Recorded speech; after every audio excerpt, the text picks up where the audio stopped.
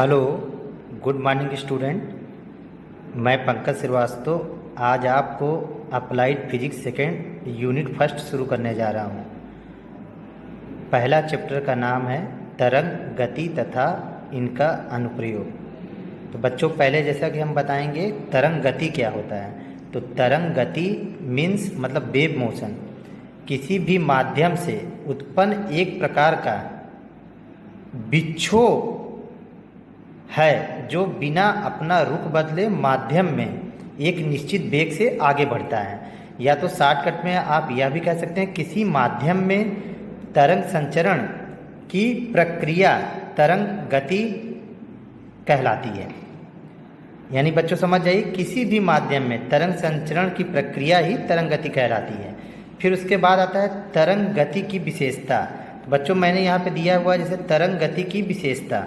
तो तरंग गति की विशेषता में सबसे पहले जानिए तरंग गति की विशेषता क्या होती है। तो तरंग गति में माध्यम के जो कण होते हैं अपने साम स्थिति के इधर उधर सरल आवर्त गति करते हैं।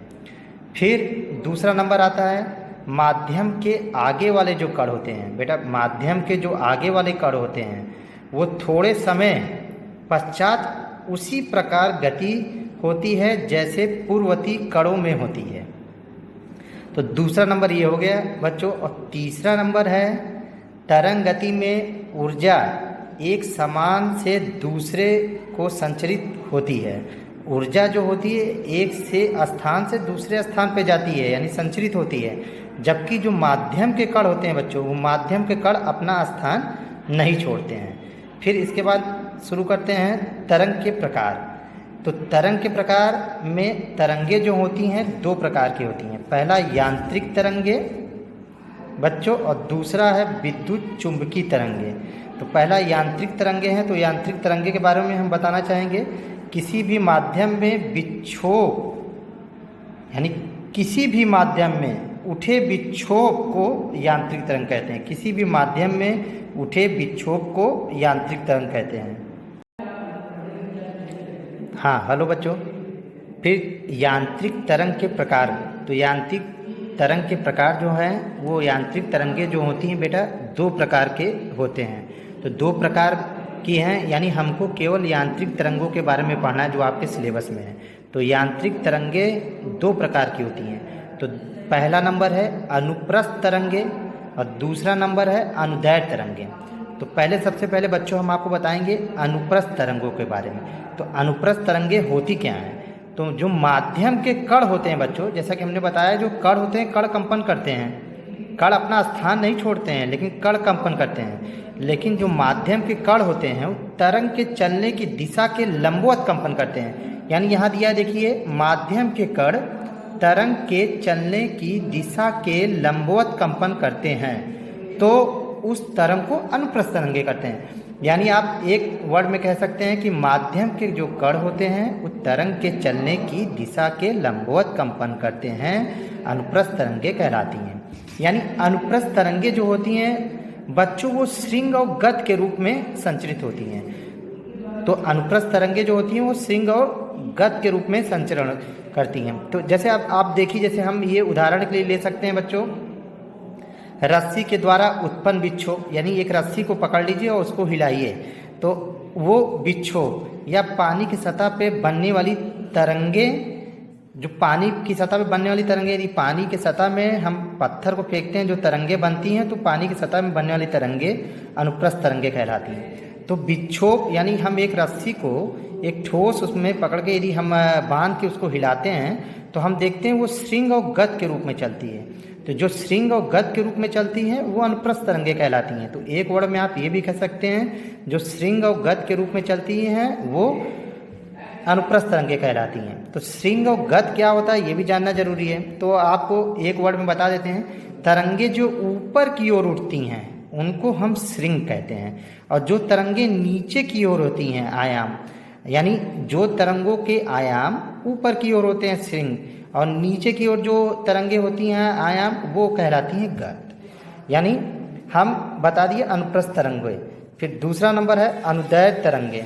अनुदैर्ध्य तरंगे क्या होती हैं, जब माध्यम के कण संचरण के समांतर कंपन करती हैं। तो समांतर कंपन कर रही हैं तो कहलाएंगी अनुदैर्घ्य तरंगे। हेलो, हाँ बच्चों, जैसे कि हम बता रहे थे अनुदैर्घ्य तरंगे, जब माध्यम के कण तरंग के संचरण की दिशा के समांतर कंपन करते हैं तो ऐसी तरंगों को अनुदैर्घ्य तरंगे कहते हैं। अनुदैर्घ्य तरंग का संचारण जो होता है सर, तो वो होता है संपिंडन तथा विरलन के रूप में होता है। संपिंडन, जैसे ये एक यू आकार का होता है ना, तो इसमें जब हम संपिंडन और विरलन के रूप में चलते हैं। संपिंडन मीन्स क्या होता है? संपिंडन मीन्स होता है जो पास पास कंपन है उसको हम संपिंडन बोलते हैं, और जो दूर दूर कंपन होता है बीच में उसको हम विरलन बोलते हैं। जैसे आप स्वरित देखे होंगे, तो स्वरित में क्या होता है, आप जब कंपन कराते हैं उसमें रबड़ पे ठोक के तो कंपन पहले पास पास पास होता है, फिर वो कंपन धीरे धीरे बढ़ता चला जाता है। तो उसी को हम, जो पास पास कंपन होता है उसको संपिंडन, और जो दूर दूर कंपन होता है उसको हम विरलन बोलते हैं। और उदाहरण में हम इसका ले लेंगे वायु में उत्पन्न तरंगे, और दूसरा है भूकंप में उत्पन्न तरंगे, स्प्रिंग में उत्पन्न तरंगे, या भूकंप में उत्पन्न तरंगे, या स्प्रिंग में उत्पन्न तरंगे, या वायु में उत्पन्न तरंगे। ये तो था बच्चों अनुदैर्घ्य और अनुपस्थ तरंगों के बारे में। अब नेक्स्ट टॉपिक है आपका, नेक्स्ट टॉपिक है ध्वनि तथा प्रकाश तरंगे। तो ध्वनि और प्रकाश तरंगों में क्या डिफरेंट है आज आपको ये बताएंगे। ध्वनि तरंगे, ध्वनि तरंगे क्या होती हैं? ध्वनि तरंगे, पहला नंबर, इनके संचरण के लिए माध्यम की आवश्यकता होती है बच्चों। इनके संचरण के लिए माध्यम की आवश्यकता होती है। दूसरा नंबर है या अनुदैर्घ्य तरंगे होती हैं, यानी इनका जो व्यवहार होगा अनुदैर्घ्य तरंगों की तरह होगा। अनुदैर्घ्य तरंगों में हम आपको बताए हैं जो पास पास संपिंडन और विरलन होता है वो अनुदैर्घ्य तरंगे होती हैं। इनका तरंग दैर्घ्य काफ़ी अधिक होता है। तीसरा नंबर है इनका तरंग दैर्घ्य काफ़ी अधिक होता है। चौथा नंबर है इनकी चाल ठोस में सबसे अधिक, और उसके बाद द्रव में, और उसके बाद गैस में होती है। यानी ठोस में सबसे अधिक होती है, फिर द्रव में होती है, फिर गैस में। चौथा नंबर है आपको बच्चों, ताप बढ़ने पर, घनत्व बढ़ने पर ध्वनि का वेग बढ़ता है। जब ताप बढ़ेगा और घनत्व बढ़ेगा तो ध्वनि का वेग बढ़ता जाएगा। फिर नेक्स्ट है प्रकाश तरंगे। तो प्रकाश तरंगे जो होती हैं, अब इसके लिए पदार्थिक माध्यम की आवश्यकता होती है। इसके लिए माध्यम की आवश्यकता होती है बच्चों, और ध्वनि में नहीं होती है। दूसरा नंबर है यह निर्वात में होकर संचरित होती है, यह निर्वात में होकर संचरित होती है। और तीसरा नंबर है तरंग दैर्घ्य बहुत कम होता है। इनका तरंग दैर्घ्य जो होता है बहुत कम होता है। और प्रकाश तरंगे जो होती हैं ध्रुवण का गुण होता है, यानी प्रकाश तरंगों में ध्रुवण का गुण पाया जाता है। तो जैसा कि मैंने नीचे दिखाया है ये एग्जाम्पल में, जैसे प्रकाश और ध्वनि तरंगों का प्रवाह दिखाया है। तो जैसे हमने बताया, जो पहले जैसे बता दिया, जैसे ध्वनि तरंगे, तो ध्वनि तरंगे जो होती हैं पहले बताएं अनुदैर्घ्य तरंगों के रूप में चलती हैं। अनुदैर्घ्य तरंगों, तो अनुदैर्घ्य के रूप में हमने अभी पहले भी बता चुके हैं अनुदैर्घ्य तरंगे कैसे चलती हैं, जैसे रस्सी के उदाहरण लेके। और प्रकाश तरंगे जो होती हैं वो संपिंडन और विरलन के रूप में चलती हैं। तो ये प्रकाश तरंगे हो गई। तो ये ध्वनि और तरंगे और प्रकाश तरंगों में अंतर हो गया।